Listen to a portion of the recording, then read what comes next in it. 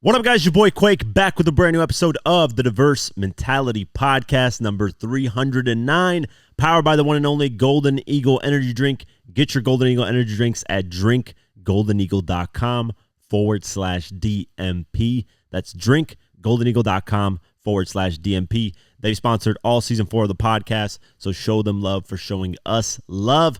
And I hope all of you have an amazing day, man. I'm excited to talk about a few things. There's a lot of lists that came out, or at least one I released, basically, and then one was from Complex. So before I get into that, it's going to be towards the end because I like to do my kind of debates and talking about lists and just reviews towards the end of the podcast. But I want to go over some news, and then we'll get to that. Also, I want to let you guys know that the documentary that I'm working on, the Diddy $1 million hit one, is damn near done. I know I've been saying it's pretty much here, but we're like literally the final stages. So that's why I'm recording this podcast in the morning once again on Sunday, because I'm trying to get this podcast done so then, I can focus on that and kind of finish it out. So expect it to come out within the next few days. It's not going to be, I don't have a specific date. I learned my lesson in not giving out specific dates because usually I just don't deliver on that date. Rarely ever do I deliver exactly on that date, which is unfortunate. I try to, but things come up in the way and shit happens, whatever. But I can't wait to get that out there because it's a really, really dope documentary, and I haven't released a long-form documentary in a minute. After that, I'm working immediately on the next one, and you guys should see a lot more documentaries coming out very quickly. That's if nothing else major happens, like if two big rappers don't battle each other or, something, relating to Diddy or whatever the case may be. Something crazy in the news cycle that kind of just sucks up a lot of the time that I normally have to focus on these documentaries. But let's get into it. NBA YoungBoy has decided to reportedly plead guilty in his federal gun case. So we've been, keeping up with this for quite a while now. Actually, I want to say over a year now. And, there's been reports of different things going on, what he's going to get sentenced to, what he's going to face, all that. But it looks like maybe his lawyers advise him of pleading guilty. So let's go over the article. NBA YoungBoy is ready to plead guilty in his 2020 federal weapons case, according to local reports. Baton Rouge's WFAB wrote on Friday, August 16th, that the now Utah-based rapper's attorney, Drew Findling, has filed paperwork readying his client for the change in plea. The case, in which YoungBoy is charged with possession of firearms by a convicted felon, dates back to September 2020 when he was arrested in his hometown of Baton Rouge, Louisiana, along with 15 other people. Video of the scene shows police detaining YoungBoy during what appeared to be a video shoot. The 20-year-old artist allegedly had a gun on set and was ultimately taken into custody after a search.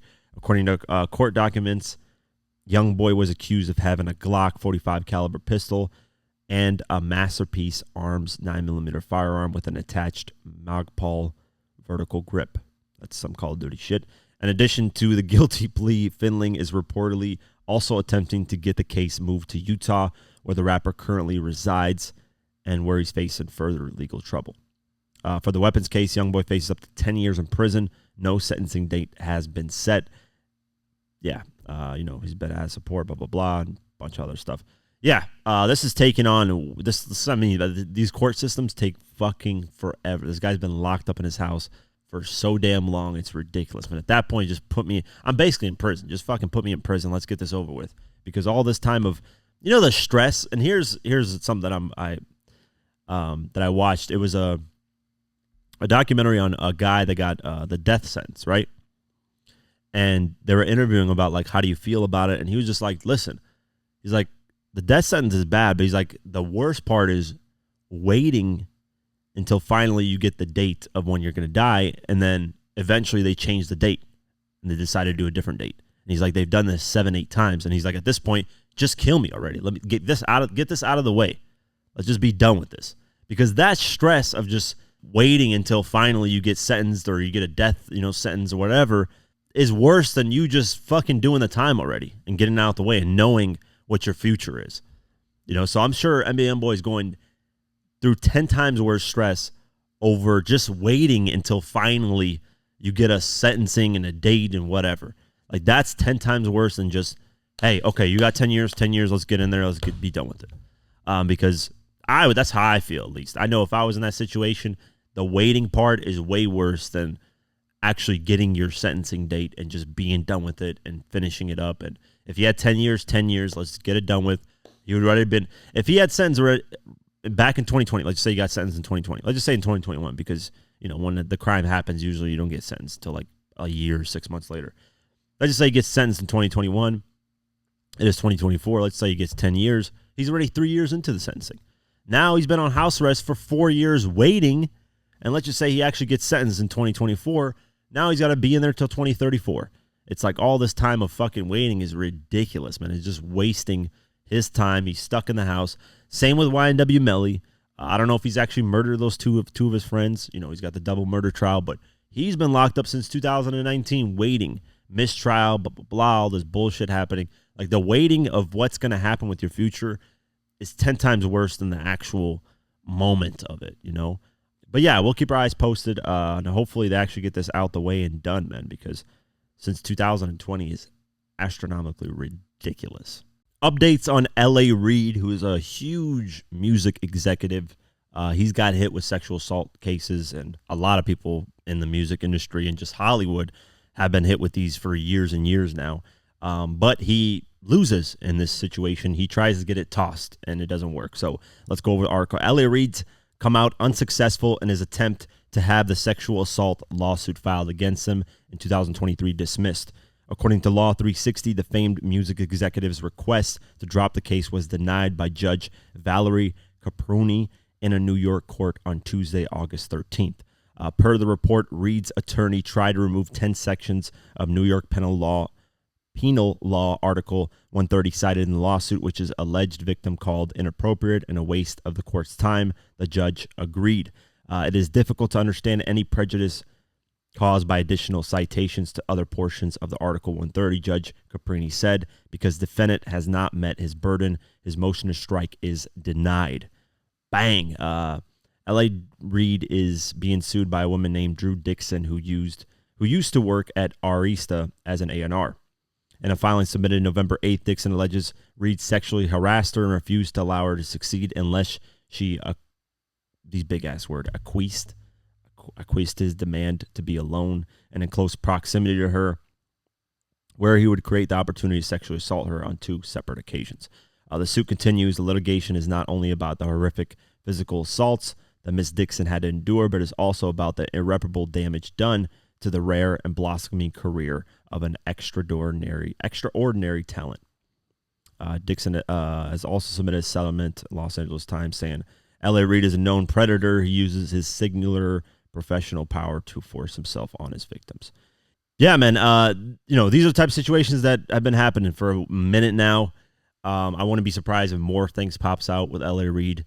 The only person who's been able to escape this stuff is, what's his name, man? Why is it slipping my mind? From Run DMC. Russell Simmons, I think. Is it Russell Simmons or is the... Yeah, Russell Simmons. Yeah, I'm tripping. Russell Simmons, he completely went to a whole different country and just disappeared. And they said, why don't you come back to America, and face the music, basically. And he said, no, I don't have to. Because he knows, if he goes back to America, they're going to charge him and he's going to have a lot of issues there. So he dipped before things got really bad. I'm sure someone tipped him off, or he just got caught wind that, hey, all the stuff I did previously is catching up to me. So that screams guilty in my eyes if you just dip to a different country and hope that the charges don't come and haunt you. That screams guilty in my eyes. So I don't know. With Russell Simmons, L.A. Reid, Diddy, Harvey Weinstein, R. Kelly, name after name, these people have been doing this type of stuff. And you got to think, too, in the 80s, 90s, even early 2000s, these people probably thought, hey, there's no cameras. There's not really much cameras around. I can get away with this. And in their mind, also, they think, I'm very powerful. Who's going to believe this person that's below me? Blah, blah, blah, blah, blah. But here we are in 2024. The future is the future. Lots more cameras, lots more evidence, lots more just in general. And a lot of the stuff's coming back to haunt them. And even if they don't get caught in today's life, I'm a firm believer that when they die, they're going to pay for it regardless. So, yeah, we'll keep our eyes posted and see. I'm not saying L.A. Reid's guilty in this. I'm just talking in general terms. I don't know. She could be lying. He could be, not a predator at all and just be being sued just for the fuck of it because everybody else is getting sued. Like I said, I always take a middle stance in this. I don't take a side unless there's clear-cut evidence, and then I, obviously vilify the person that, did the wrongful things. Just like the little Reese, a.k.a. Mr. Poopy Butthole situation. We talked about that in the last podcast, I believe. So, yeah, we'll keep our eyes posted on this and see if anything changes. Kanye West's Sunday service has officially lost charity status. So when you have these churches and these Sunday services, they usually have a section, tax-wise in America where they don't get taxed because they're a charity, they help people out, so on and so forth. That's why you see a lot of these big preachers have millions and millions of dollars because they don't have to pay taxes. They have private jets, they got Rolls Royces, they pretend like they're helping a bunch of people when really they're taking a lot of the money. I'm not saying that's all of them, but a lot of them are like that. They claim that they need private jets in order to bless people, which is utterly ridiculous. You do not need a private jet to bless someone and, do your charity work. But yeah, that's what they claim. But this is not Kanye. I'm just talking in general. Let's go over an article in terms of what Kanye's been doing. Kanye's Sunday service choir will no longer be classified as a charity after they failed to file tax returns on time.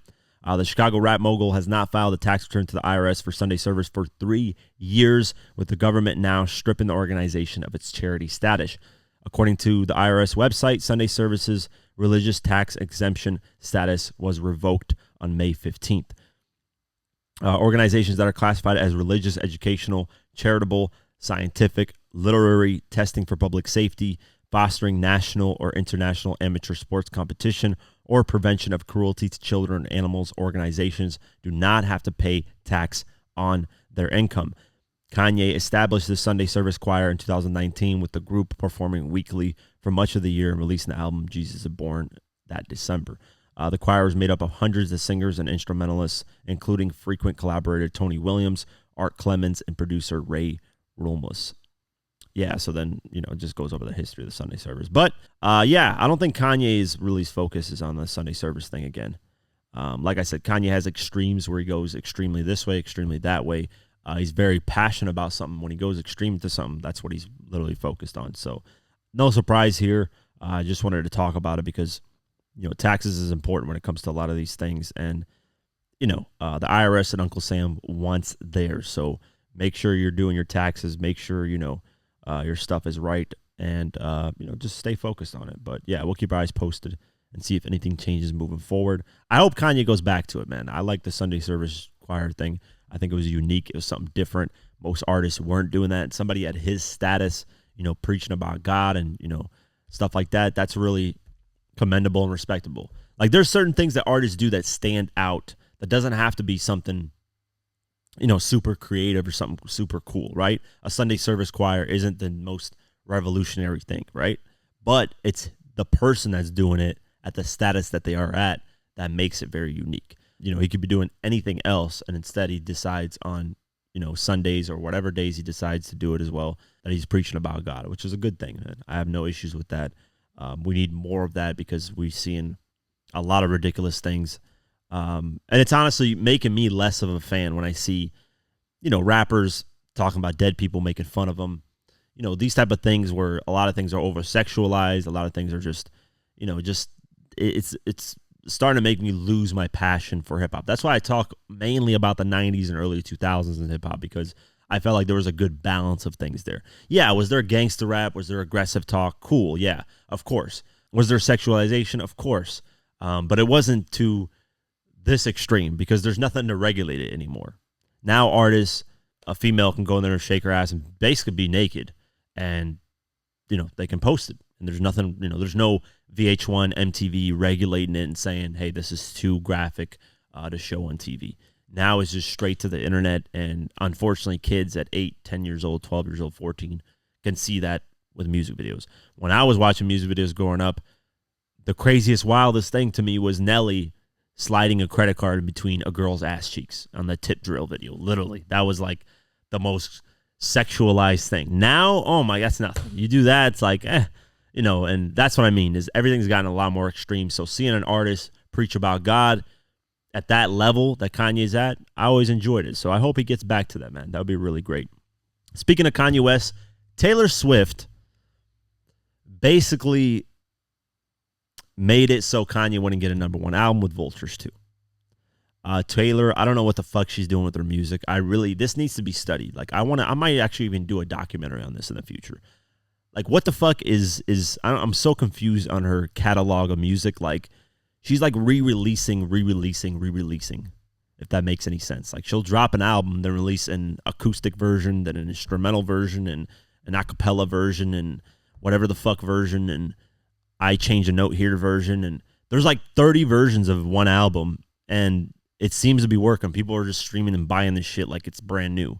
I don't know what I know she had an issue with her label and decided to re-record her old albums. So she owns, everything of those albums, which is smart. Honestly, I'm surprised more artists haven't tapped into that. Like, I think Mike Jones talked about at one point that he was going to re-record his, who was Mike Jones' album. Like, 50 should re-record Power of the Dollar. Honestly, I've been, like, if I ever get a 50 Cent interview, that's one of the questions that I've always been wanting to ask is, can we get a proper release of Power of the Dollar? Re-record the album. Obviously, his voice might not sound as good, or at least, get those songs and get them properly released for streaming platforms and stuff like that. That is an amazing album that just kind of just been, just dropped, and, we got tracks online and, stuff like that. So I think artists, if they have issues with their label, they should re-record them, man. That would work. Especially with AI now, you can, like, 50 could make his voice sound like before he got shot. Just take that, Power of the Dollar voice that he had, throw it into a fucking AI system, record. I mean, Eminem did AI with the Death of Slim Shady. He did the little Slim Shady voice and did AI with that. He admitted to doing AI with that. See, that's a good use of AI when it's, for something like that for creative purposes. But if you're just stealing someone's voice and pretending to be like them, or an artist dies and the label tries to push it as them, that's an issue. But Taylor Swift here taunted Kanye West in a very subliminal way. And I think this is honestly one of the biggest battles in music history. We have Kanye versus Taylor Swift. I think I should do like a who really won of that, or just a breakdown. I think it would get it. Yeah, I'm probably going to do that, man. Honestly, that's a good story that I like the history of, what they haven't really released diss tracks towards each other. Kanye has, but I don't know why Taylor doesn't release. I don't know if Taylor released a diss track. I don't know. I don't really listen to Taylor Swift's music, but I'm probably going to do a video on that, what really happened on it, because it's very interesting. I just like the story of it, of how it all started with the whole VMAs. I'm sorry, Taylor, blah, blah, blah. Beyonce has the video of all time. And then from there, it just went to hell. Let's go over. Kanye West looks to be on the receiving end of a Taylor Swift taunt after being denied a 12th #1 album by the pop star. On Thursday, August 15th, Swift announced yet another digital version of her album, The Tortured Poets Department, featuring a live version of her song. Okay, so there's live versions, acoustics, instrumentals, whatever the fuck, acapellas of her song, Thank You, Amy. So for the release, the singer has changed the stylization of its title to Thank You, Amy, with the Y and the E, one of the E's in there, capitalized. So you have Thank You, Amy, with the Y and U capitalized. And then on Amy, there's two E's, and one of the E's is capitalized, which spells out Ye, which is obviously Kanye West. A previous version of the title spelled out Kim, which is Kim Kardashian. And the previous version, the K was capitalized, and the I and M were capitalized. And Thank You, Amy. So people are speculating that this is a subliminal shot towards Kanye because she beat him out for the #1 spot, which is, hey, man, gotta salute Taylor, man. I don't know. Her fans fucking love her albums. And I don't know. I got to listen to her music because I don't know what the appeal is. In general, I don't really like country and pop music, so I'm not really in that field of music that I like to listen to. Will I hear a pop song or a country song here and there that I enjoy? Of course. But I'm not, checking for country music. But, great subliminal shot by Taylor, man. Very genius in her own right. But yeah, we'll keep our eyes posted, and I might do a what really happened on it. I think that would be a really, really cool story. It might get, a lot of attraction too, because obviously Taylor and Kanye are two of the biggest artists, period. So yeah, I might do that, man. We'll see. Nicki Minaj has won in a settlement agreement over a shitty blogger. I love this, man. This is where I give round of applause. I gave round of applause to Cardi B for suing Tasha K and winning in that situation. Well, I'm giving props to Nicki Minaj for suing a blogger that claimed she did cocaine. I love this, man, because it stops misinformation. It at least makes people think twice before spreading misinformation. And more celebrities should do this. Please, if you are a celebrity somehow listening to this podcast, please sue people that spread misinformation. Or at least threaten to sue them until they correct themselves. Because if you don't have proof of shit, don't accuse people of shit. Okay? It's that simple. I don't think anybody would like to be accused of things that nobody's ever proved. So let's go over the article. Nicki Minaj has reportedly scored a major victory in a settlement with a blogger who accused her of serious misbehavior. TMZ wrote that Minaj settled her suit against Marley Nosy Hawks Green, a blogger who posted about the star back in September 2022, claiming that she was a cokehead. In terms of the settlement, TMZ says, TMZ, this is horribly written, Green admitting that everything she said about the Pink Print rapper and cocaine was untrue and that she had no evidence for her claims. In addition, Green cannot say another thing about Nicki and cocaine or her child or even retweet comments about the rapper doing anything illegal. Each violation will reportedly cost Green $50,000. Oh, I love that. Oh, round of applause, man. That is beautiful. That is something. That is justice right there, man. All these fucking bloggers, journalists, whatever the fuck you want to call yourself, I'm included in that field, obviously. Stop spreading misinformation, man. You all should get sued. You all should lose your right to fucking even post on social media. Like, that's the consequences of these things that should happen. But, yeah, I mean, it's a slippery slope, obviously, because freedom of speech then applies, but you can't just accuse people of doing shit like this and then not have any proof of it. Green posted her original comments, for which she has now admitted she had no evidence, in a video on September 12th, 2022. This is what her original comment said. Nicki is shoving in all this cocaine up her nose. Allegedly, thank you, allegedly, but we all know it's true. Fuck, listen, I can't even say allegedly with that because I know we all know it's true. I'm not saying allegedly on that. Nicki Minaj is a cocaine. Look at this. Like, this is the dumbest shit you could say. Green was also been accused of making vile comments about Minaj's son and calling her family's bloodline disgusting, in addition to saying her son would need therapy because her baby is going to be a rapist too. That is, man, dude, I don't understand how some of these people talk like this. Like, some people are just genuinely miserable. To say something like this about a kid, no matter whose kid it is you got to be one of the most evil, ugly-hearted people in the world, man. To call this kid, the baby is going to be a rapist. Like, think about that just in a sentence is one of the most wildest sentences I've read right now. Just disgusting people, man. Online, some people are just the most miserable, disgusting individuals ever. In response, Minaj tweeted a portion of a TMZ article about her suit against Green, in which her attorney, Judge Jude Burstein, said, when this case is over, she will no longer be permitted to use the name Nosy Hawks because we will take her trademark from her when she does not have enough money to pay the judgment. Yeah, anyone else who spreads lies about Nicki will suffer a similar fate. My marching orders are to aggressively sue anyone with a media or social media following who damages her with intentional lies. Eventually, the lesson will be learned. Yes, I agree. I have no issue with that. While Minaj insisted Nosy Hawks was a nobody in the court documents, Bernstein pointed out the cokehead video garnered more than 2,000 likes and more than 250 retweets on Twitter. Minaj's suit was for defamation, and she originally asked for at least $75,000 in damages.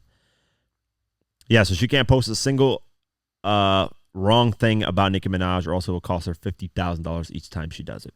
That is beautiful, man. That is justice. That is the court system working properly. Stop spreading misinformation, especially in today's time. This is going to get worse because of AI. AI's videos are becoming realer and realer. Voice manipulation is coming realer and realer. So this needs to be more of a standard, I believe, in media so we can get accurate things out there because there's too much misinformation. It makes my job harder. It makes your guys's consumption of the media a lot harder because you don't know what to believe. And I've always been on the side of following up on reports. The most recent example is Lil Reese. He got accused of rape. I reported on it, then followed up, and the rape case got dismissed, and there's no, Larice is not a rapist. But he does, scam his fans, Mr. Poopy Butthole, and he still has yet to prove if he's actually done that or not. If he proves it to me that he didn't do it, hey, I'll never call him a scammer ever again, but he still hasn't proved it. So to me, that is as clear as day. It's in front of my eyes that he scammed people. I have the actual coin that he launched, the tweets, everything, which I'll be making a mini documentary on. But yeah, hopefully more and more artists do this, man. I'm all for it. I think it's important just to keep people, speaking the truth and speaking on facts and not assumptions and stuff like that. But yeah, we'll keep our eyes posted and see if anything changes moving forward. Before we continue, I want to give a shout out to Golden Eagle for sponsoring this podcast. Yes, if it wasn't for Golden Eagle, this podcast wouldn't be possible. If you're looking for an energy drink that doesn't tear a hole in your pocket, Golden Eagle energy drink is the one you want to get. Golden Eagle has the smoothest taste with no aftertaste. You don't get acid reflux when you drink it, and you will save a lot of money. So check out Golden Eagle at drinkgoldeneagle.com/DMP. The link is in the description below. And how do you think this podcast would be possible without me having energy to do it? Come on, guys. You guys got to remember this. I need energy to do this stuff, man, because there's a lot of crazy topics. So look how smooth this thing sounds. Look at it. Oh my God, it's fresh. Look at that Golden Eagle. Look at the can. It's so beautiful too, man. Look at that. That's so fresh, man. So fresh. Golden Eagle energy drink. Go to the link description below. That's drinkgoldeneagle.com/DMP. Let's continue the episode. Rose, a.k.a. Rick Ross, a.k.a. William Roberts. Shout out to him, man. I actually want to give a round of applause, man, to Rick Ross. I know this is not something I normally do, right? There's a reason why, because I've shown Rick Ross respect in certain aspects, right? I give him respect a lot in the fact that I never heard stories of, and this applies to 50 as well. 50 and Ross have kind of the same thing, that Rick Ross has done his artists dirty. At least I haven't seen any stories. I've seen him usually give good deals to artists and, teach them game and put them on things. That's something that I've really admired about Rick Ross that I enjoy. But in this specific moment I'm talking about is he shows love to Nipsey Hussle. He remembers Nipsey Hussle on his birthday. It was just a dope thing to see because he's been, him and Nipsey Hussle have great music chemistry together. One of my favorite songs from them is Need a Hundred in a Show, Just to Fly on a Jet. That's probably one of my favorite tracks from them. And, they've always shown love to each other, and they preach the same thing, hustler mentality, getting money. And I've always, liked Rick Ross for that aspect of his. Now, take away all the fake identity and, pretending to be this. Just overall, that side of Rick Ross, I've always respected. So let's play the clip of him showing love to Nipsey Hussle because that shit made me smile. So shout out to Rose. The day my woe Nipsey Hussle would have been 39 years old, man. The marathon continues. Salute the Black Sam, the whole TMC family, the squad. It's not many people would have held that empire up and made sure it elevated the way it has, man. So I'm sure Nip, he's smiling. The bruh smiling, man. He was a legend. He was way advanced, way too advanced for lame niggas, man. Slow niggas. That boy was on some other shit 10 years ago. So, you know what it is, man. Everybody stream the marathon. Yeah, that boy was on some other shit. That's why I like Rick Ross, man. He's always shown love to Nipsey Hussle, so I've gotten a different type of respect on that aspect of things. But I agree, man. Nipsey was different level. If you haven't seen the Black Sam interview, check it out. But I just wanted to talk about this briefly. Shout out to Rick Ross for this dope thing. He even liked one of our posts on Instagram of Black Sam talking about Nipsey. So shout out to him for this. This is something that I've had a conversation with Rick Ross. We're on good terms with that I can, agree with him on. But the other stuff, you guys already know, man. William, I get into a little stuff with that. But yeah, shout out to Rick Ross for that. Hurricane Chris has decided to go at 50 Cent. And the reason why is pretty petty, man. 50 Cent held an event in Shreveport, Louisiana called Humor and Harmony Weekend, where he invited a bunch of comedians, artists, had a basketball game with Top Dog Entertainment having their own team and Quality Control Music having their own team. And just a huge event for Shreveport, Louisiana, because 50 is investing millions of dollars in Shreveport, Louisiana to build his Unit Films and Television Studios there. And Hurricane Chris is from Shreveport, Louisiana, and he's an artist that blew up in 2006 off his hit A Bay Bay. So if you don't know who he is, that's who he is. He blew up in 2006. He had a couple, not as big as A Bay Bay hits, but he had Halle Berry. That was another track that blew up. I don't know. He was featured on Mike Jones's Dropping Gimme 50. He had a couple records here and there, right? And he, being from Shreveport, Louisiana, was upset that he didn't get invited by 50 Cent to this event. So he decided to go on Instagram and attack 50. Here's what he has to say. How the fuck you supposed to be a nigga that's a part of hip-hop? You throw a motherfucking concert in Louisiana and don't book no Louisiana legends and put no bankroll in no Louisiana legends pocket, but you pay the police $500,000. What type of bitch-ass shit is that? Nigga, you ain't fucking with my city, nigga. You taking advantage of my city, nigga, cause shit cheap and shit costs way less than it costs where you from.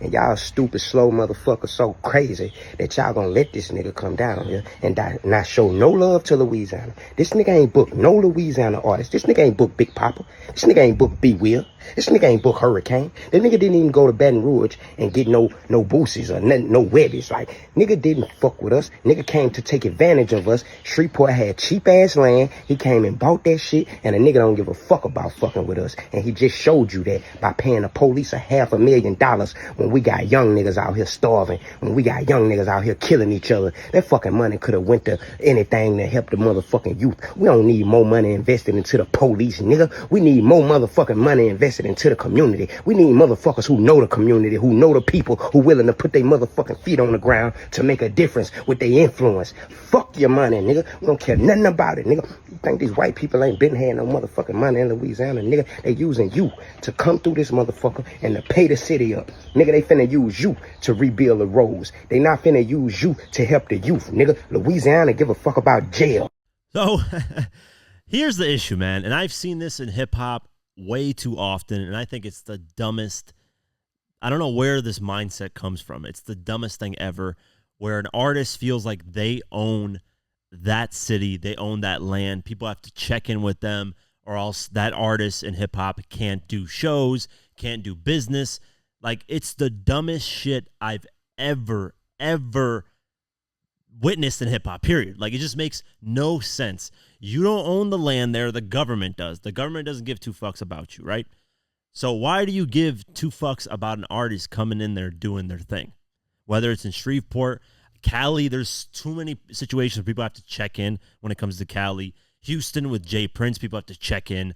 New York, there's probably people have to check. It's ridiculous. I've never seen in other genres, I don't see country artists checking with country artists.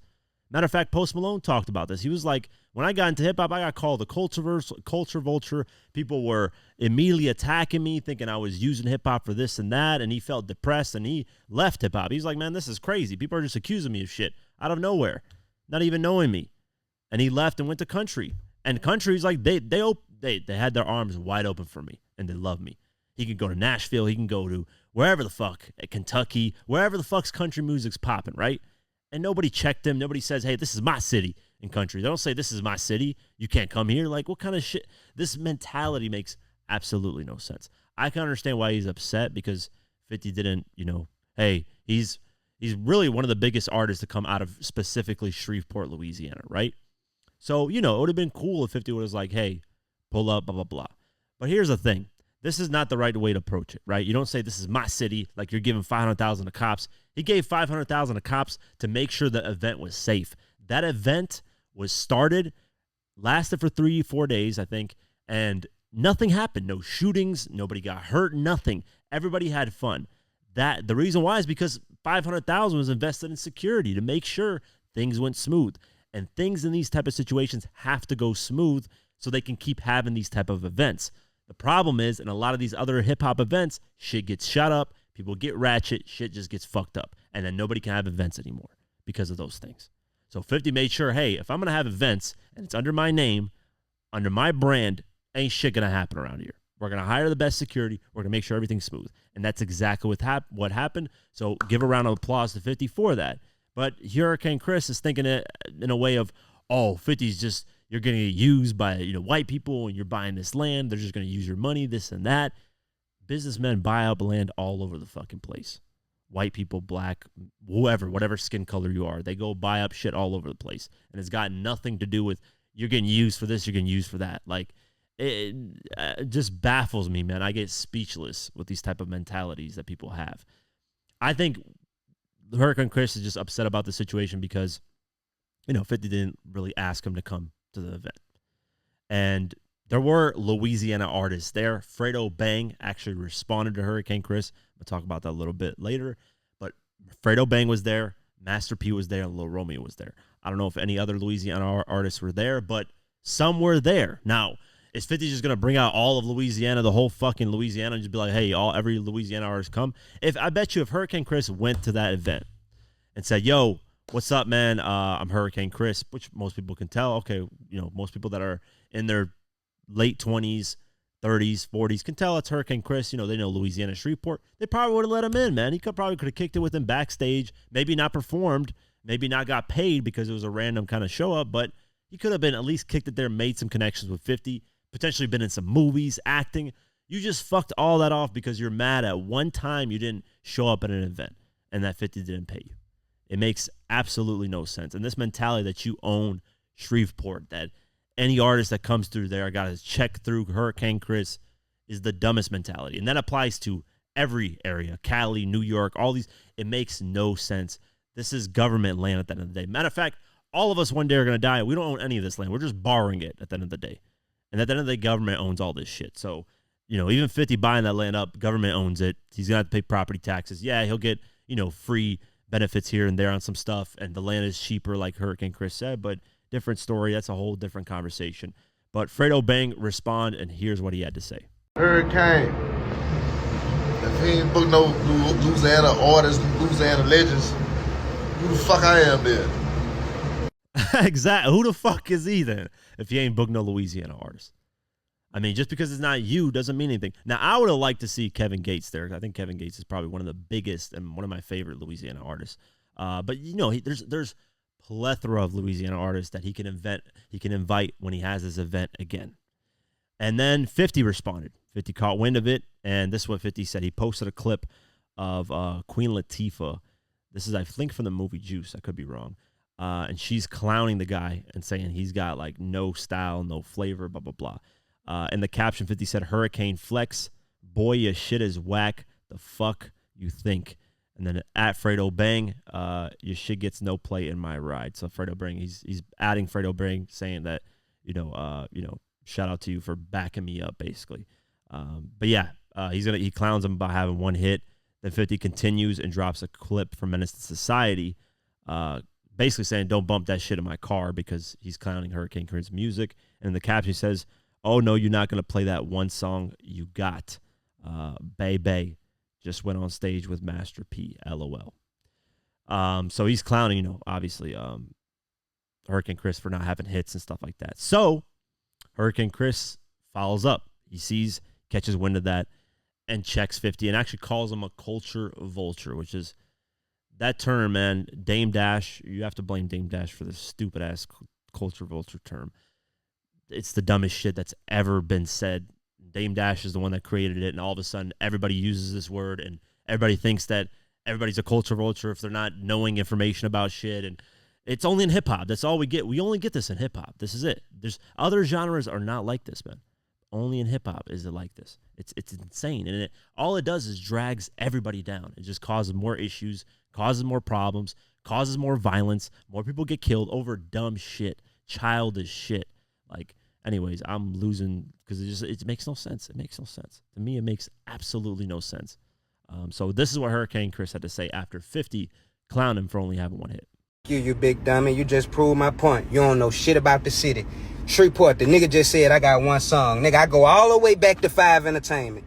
That's how I know you don't know shit about the city, homie. You just a culture vulture ass nigga that seen some shit for sale and you wanted to come profit. Now go ahead and go get some niggas something since I done got on your ass. Go ahead and go try to pound it to some niggas and put some niggas on or do something and help some niggas because you see I'm getting on your motherfucking ass. Go ahead and try to play chess like that. You ain't gonna outsmart me, nigga. I ain't none of these dumbass, fool-ass niggas you ever dealt with. Nigga, I got a whole catalog of shit. Me and Boosie got a mixtape. Nigga, I've been dropping music in Shreveport since 05. I've been touring in Louisiana and all these Texas areas since 05. Dumbass nigga don't know nothing about our culture. That's why I was going off on this nigga. Because I know this nigga don't give a fuck to do no research about us and our people. Shreveport, man, say, man. Stand up or fall for any motherfucking time. You got to stand up for something, man. See, culture vulture because you don't know a specific artist's history or catalog. I've even got called that just because sometimes I fuck up something on information. Like I have to know every little detail of everything that's ever happened in hip hop. Like that's what basically Hurricane Chris is saying. You have to know everything about Louisiana. You have to know about every single artist. You have to invite every single artist from Louisiana or else you can't do business here. In what world does that make sense, man? In what genre do people move like this other than hip hop? That's it. It's only in hip hop this happens. And it's the corniest shit. Hurricane, I fuck with you. I even did a What Happened to Hurricane Chris video. Listen, you've had great records here and there, but you could have handled this way better. 50 does not owe you shit. 50 owes nobody shit. Nobody owes anybody shit. Period. You know, you earn your way to certain situations, and 50 just probably forgot. Or maybe you didn't get in contact with the right people. Or maybe you should have just showed up. I'm pretty sure if you would have showed up, 50 and his team would have let you go through, and it would have been no issues. I'm willing to bet 80% because 50 is not that. To me, it doesn't seem like 50 is the hating type where he'll go in a city and not show love. He's shown love to artists left and right wherever he goes, man.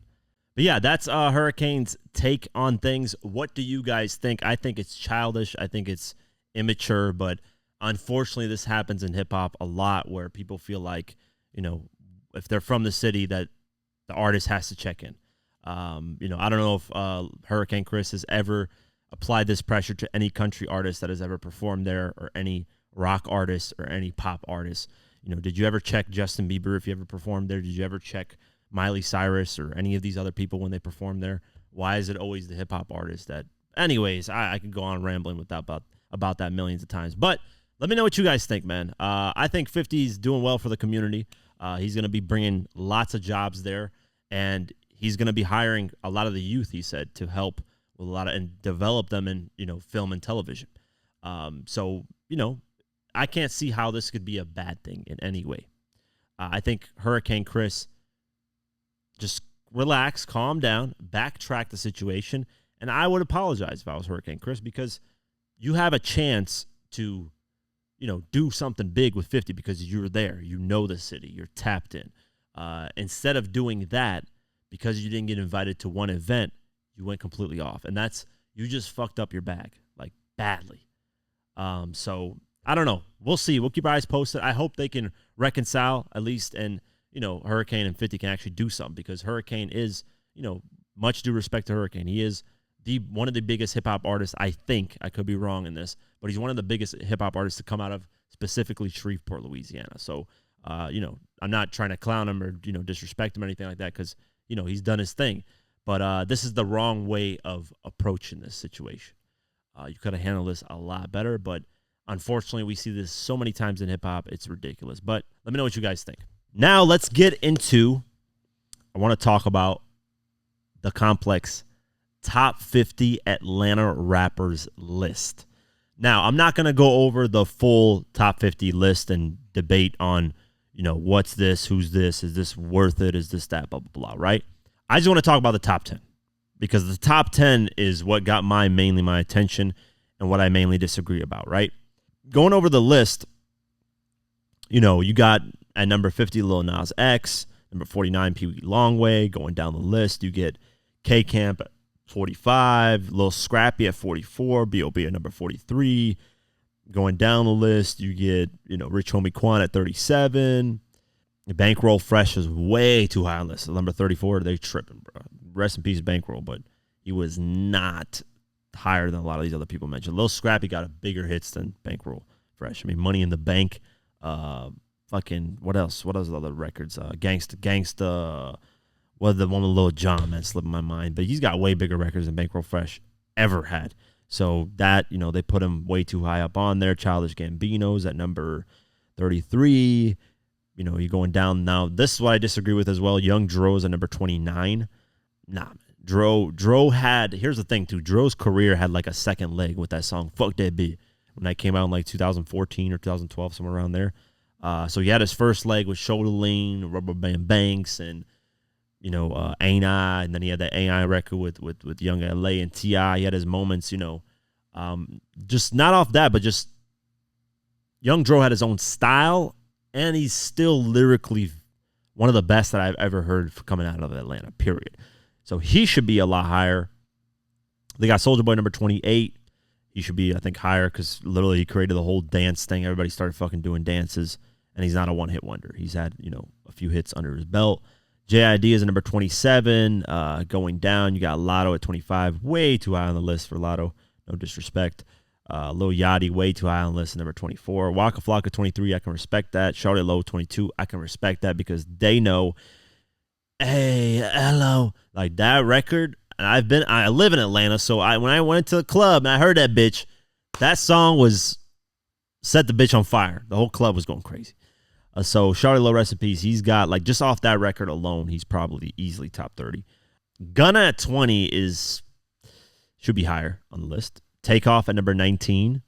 Lil Jon number 18 should be higher on the list. Jermaine Dupri number 17. CeeLo Green number 16. Quavo number 15. Killer Mike number 14. Offset is higher than literally like fucking every Migos member. I disagree. I think Quavo, because Quavo's been on hooks and he's got like his own thing, but whatever. Playboi Carti at number 12. I disagree. I don't even think Playboi Carti, but I know a lot of people fuck with him because today's generation likes ass music, unfortunately. 21 Savage at number 11. I disagree with, because here's who they put right in front of him. Lil Baby at number 10. I think those two should have been flipped. No disrespect to Lil Baby. He had his run, but he hasn't really lasted. Like right now, Lil Baby isn't popping. He had that record with Central C. We can go band for band, which was a dope track. But other than that, he hasn't been popping since, I think, 2022. Like he had his run like, I want to say 2008. He had 2017 a little bit. That's when he started popping off, with Yes Indeed and like these records here and there. All of a sudden, all these records. And then in 2018, he started really catching a run. And then he probably lasted to 2021, 2022. After 2022, I kind of felt like people starting to stop fucking with him. I stopped really listening to him like that. I thought he would have had a better, longer run than that. But these should be flipped. 21 Savage has had a bigger run, especially with that Drake collab album. His recent album he just dropped earlier this year. He's had a longer winning a Grammy with J. Cole, and I felt like he's had a longer career and he's been out a lot earlier, a little bit earlier, not really a lot earlier than Lil Baby. And he's just a better overall artist, I think, 21 Savage is. So that should have been flipped. 21 Savage should have been in the top 10. Lil Baby should have been 11. You got 2 Chainz at number 9. I can debate this, but I can see why. Because 2 Chainz had his first run in 2006, Duffel Bag Boy with his homie and Play a Circle, and then reinvented his career and had a whole nother run. So you got to respect that. It's really hard to reinvent your career and have a whole nother run in your career. So just based off that, I can see why they gave him number 9. Big Boy number 8, I would argue needs to be higher. And you're going to see why I'm saying that. So Big Boy, I love that Sir Let's Just Left Foot album, whatever the fuck it's called. That's probably one of my favorite Atlanta albums that's ever come out. But yeah, he needs to be higher because he's actually had a career after Outkast. Isn't scared to release solo albums. Mr. Flute Guy, Mr. 3000, whatever the fuck your name is. Because I'm going to go in on him because he's fucking too high on this list. But we'll talk about that a little bit later.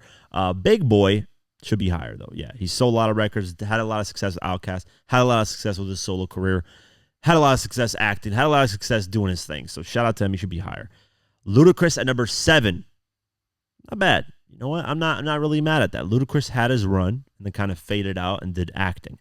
But when he did have his run, he was dominating. So I'm not mad at number 7. That's a good place for Ludacris. I think he's one of the best lyrical rappers out of Atlanta as well. But, he had his run and just, kind of stopped. And it is what it is. No disrespect, but he did his thing.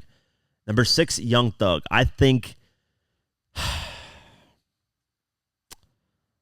kind of hard to. I like Ludacris over Young Thug, but I'm always the person that has respected the early 2000s more than these newer generation artists. But I can see why people would say Young Thug is above Ludacris because Young Thug, in today's time, a lot of artists seem to have longer careers because they're more in front of our faces because of social media. But when you really look at the numbers and you look at where they chart and songs and stuff, you would say Ludacris is bigger than Young Thug. Ludacris had a lot more, I think, hits. Let's go over. Let's see. He's had 4 number ones. So, yeah, Young Thug's had 3 number ones. Young Thug's had 8 top 10s, and Ludacris had 8 top 10s. So they're pretty equal. Young Thug's had 1 more number 1 album than Ludacris because he's had probably a little bit longer career. So, yeah, you could argue back and forth on these two. I'm not really mad at those numbers. Jeezy at number 5, I agree. I think that's a perfect spot because he should be top 5 of Atlanta all time because he's had that big of an impact. But then he's kind of fallen off and just, he's done his thing. He's had his run. And I think he's impacted Atlanta culture forever. So number 5, I agree with that. Gucci, number 4, I agree with that because Gucci never really reached insane mainstream success. He's had records here and there that did really well with, Ray Shremmerd. What's that record? Black Beatles, I think. That was like a major mainstream record that went number 1 for him that he was featured on. Other than that, he's had like a lot of street moments and he's had records here and there chart, but they weren't like mainstream where everybody's fucking with it. But that doesn't matter because Gucci's influence just in Atlanta of just putting on artists, tapping them and saying, yo, come fuck with me and rock with. A lot of these artists that are on this list came from up under Gucci because he paid for their studio time, showed love to them without having to sign them or put them under and blah, blah, blah. So just off that alone, he deserves top 5. Just like the fact that he's the godfather, basically, of Atlanta and has respected and shown love to a lot of artists. And then, he's had his moments where he's reinvented himself, got out of prison, had another leg in his career where he had a lot of great records. So I agree. Number 4 is perfect. This is where the top 3 is where I'm like, okay, this is not, I disagree with this. So you have T.I. at number 3. I disagree. I would put T.I. I'm willing to argue with people that T.I. belongs at number 1 or number 2. Because here, number 2 is Future. The only 2 in Atlanta that I'm willing to entertain at the number 1 or number 2 spot is T.I. or Future. That's it. Future, here's why I would put T.I. at number 1 over Future. Future, DS2 is fucking, I think one of the, I don't know, I might put it in my classics list, but to me, I have a very strict, classics, list. But the more I listen to DS2, the more I don't have a song, because to me, a classic is where I don't skip a single song. And on DS2, I think I skip 1 or 2 tracks. I got to go back and listen to it, because I haven't listened to it in a minute. But to me, it's basically a fucking 9.9 out of 10. I got to go back and listen to it. I might even clarify a classic. I know a lot of people have different clarifications for classics, so don't go in on me and be like, oh, it's a classic Quake, blah, blah, blah. My clarifications for classic are very strict. I don't throw that word around lightly at all. So Future for me is, he's had his run, and he's still on a run. Obviously, he's not like he's dead. It's not like nobody's fucking with his music. But here's my critique. He's relied heavily on Drake. Heavily. When you think of Future, you do think of Drake as well. Because a lot of the hits that Future's had, a lot of the number ones too, is with Drake. That's why I would put T.I. over Future, because T.I. hasn't had to rely on certain artists to be number 1. Period. And T.I., to be honest with you, and I've argued this, what artist has had a 3-album back-to-back-to-back, and I'm talking year after year after year. Not talking like back-to-back as in like, oh, you drop an album in 2000, 2002, and 2004, like Eminem, right? Let's just say you drop Marshall Mathers, you drop Eminem Show, then Encore. I'm talking back-to-back as in year after year after year, meaning T.I. had a back-to-back-to-back run that no artist has done at that level. So he dropped, King in 2006, dropped T.I. versus T.I.P. in 2007, and then dropped Paper Trail in 2008. Year after year after year, and each album sold more than the other, and each album had more hits than the other, all while going through a process of being potentially arrested for years and years and years, all while losing his best friend, getting shot up and killed, all while all this stuff is going on. Under that pressure, he dropped back to back to back and fucking delivered over and over and over again. That run alone, just not even in Atlanta, just in hip-hop, period, is one of the best runs I've ever seen, period. And I'm talking back to, like I've explained this because I know people are going to go in the comments and say some shit and blah, blah, blah. I'm talking year after year after year. The only one I can think of is DMX, where he dropped in 1999 twice and then in 2000 again. I think in 2000 or 2001. Might be 2000. Yeah, I think he dropped 2000. That's where he had like a back-to-back-to-back where it was like insane. But T.I. had a better because he had number one hits. DMX didn't get number one hits songs, but he did get number one albums, obviously, and sold astronomical amounts. Future never had those moments, and Future has relied on Drake a lot in a lot of moments.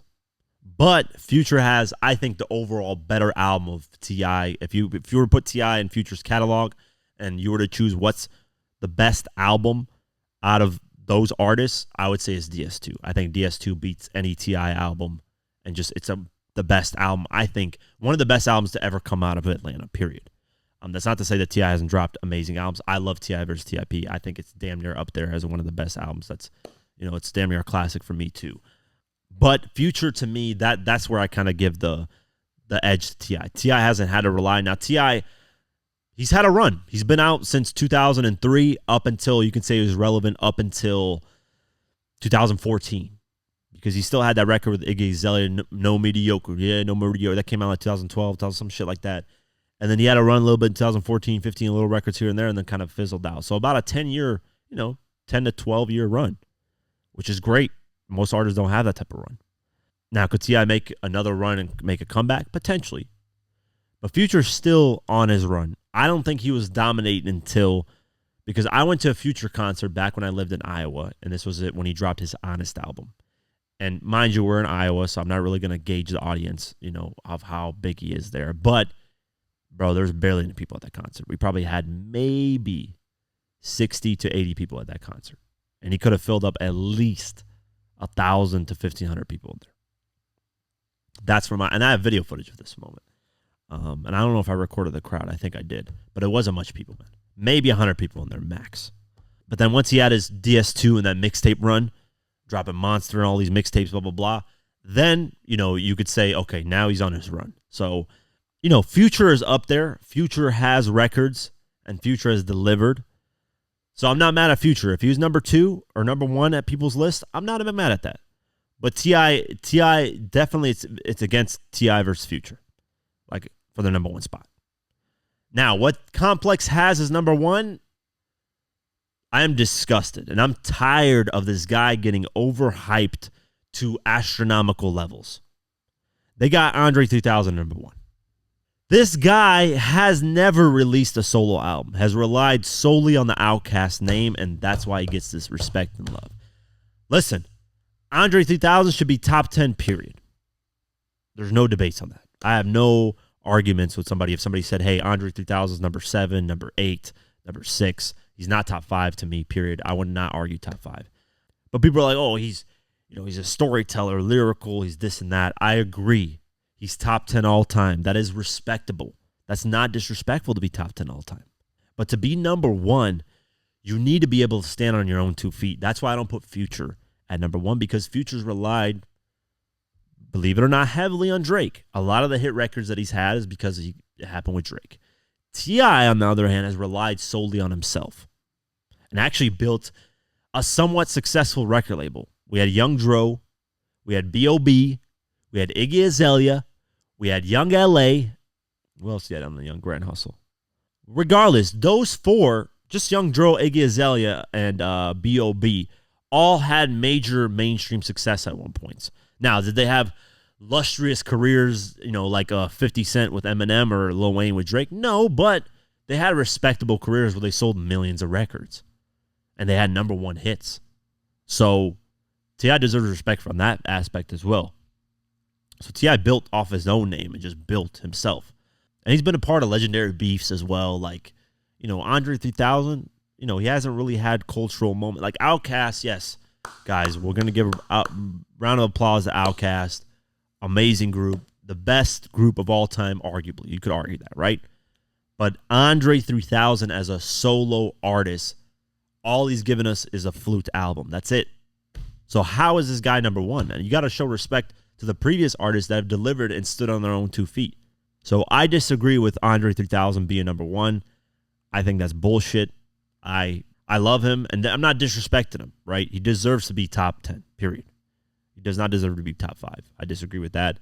If you argue top 5, I can kind of see your point, but top 10, 100%. But yeah, that's for me on this list. I think T.I. should be number 1. Future should be number 2.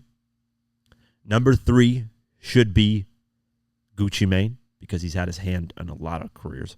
Number 4 should be Jeezy. And then you could argue the rest. You could argue, Young Thug, Ludacris, all these people, Big Boy, Andre 3000, so on and so forth. But I think 21 Savage should be top 10, and Lil Baby should be kicked out of the top 10, because that's the only part I disagreed as well. But the rest of the list, you could argue on a lot of these artists, man. But yeah, that's my take on it. Let me know what you guys think of the list. Now let's get into the new music that's been released. Post Malone released his F1 Trillion album. He's gonna be doing astronomical numbers, so he's probably gonna take over the Taylor Swift number 1 spot. Bruno Mars and Lady Gaga dropped Die With a Smile. Lil Yachty and V's dropped Sorry Not Sorry. YG dropped Just Re-Up 3, the album. Quando Rano dropped Here for a Reason, In the Darkest Times, an EP. Big Sean and the Alchemist dropped Together Forever. Mary J. Blige dropped Breathing featuring Fabulous. Kodak Black and Fabio Foreign dropped, I don't know what the fuck this is, On Bo Forward, whatever the hell that title is. Yellow Breezy and Lil Wayne dropped Hit. Tory Lanez dropped FCV, the Prison Tapes. Gucci Mane and DJ Drama dropped Greatest of All Trappers, Gangster Grills mixtape / album. So shout out to those artists that released their projects. Album sales. Taylor Swift is still number 1 with the Tortured Poets Department. It did 84,000 this week. Chappelle Roan, The Rise and Fall of Midwest Princess, is at number 2 with 70,000. Morgan Wallen, One Thing at a Time, is at number 3 with 62,000. Billie Eilish at number 4 with Hit Me Hard and Soft, selling 56,000. Zach Bryan at number 5 with The Great American Bar Scene, 47,000. Number 6, Charlize XCX with Brat, 47,000. Number 7, Noah Khan, Stick Season at 37,000. Morgan Wallen, number 8, with Dangerous Double Album, 37,000. Number 9, Twisters, the album soundtrack, with 34,000. And the number 10, Zach Bryan's self-titled album with 32,000. SZA SOS, number 11, with 29,000. Going down the list, Lotto debuted at number 14 with Sugar Honey Iced Tea with 29,000 sold.